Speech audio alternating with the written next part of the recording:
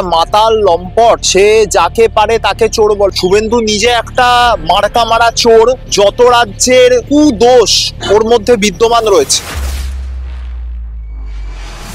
বিএলওদের উচিত যৌথভাবে এর এগেনস্টে নির্বাচন কমিশনে দরবার করা এবং যাবতীয় আইনি পদক্ষেপ গ্রহণ করা।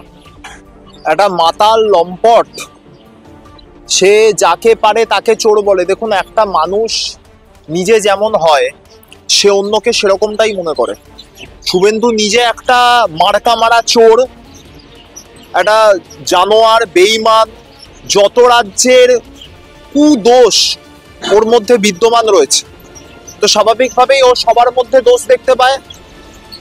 আগে বিএলএ 2-দেরকে চোর বলছিল, বিএলএ 1-দের চোর বলছিল, আইপ্যাককে বলছিল, আর এখন বিএলও যারা নির্বাচন কমিশন দ্বারা অ্যাপয়েন্টেড তাদেরকেও চোর বলছে।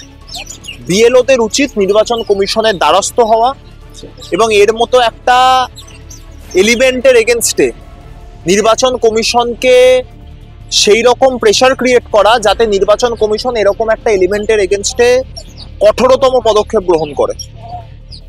তো অনেকেই বলছেন যে এসআইআর বন্ধ করতে তৃণমূল বিএলওদেরকে ব্যবহার করছে।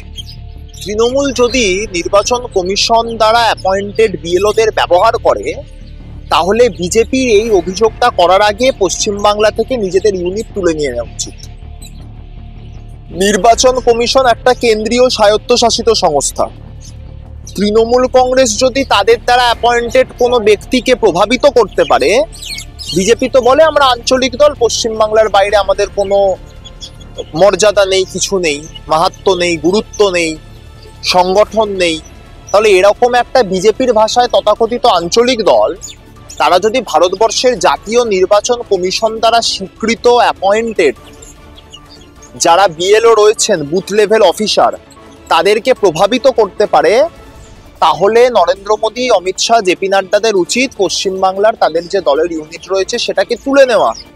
পশ্চিমবাংলায় ভারতীয় জনতা পার্টির সদর দপ্তর বন্ধ করে দিয়ে সেখানে ভিখারি ইউনিয়ন খোলা।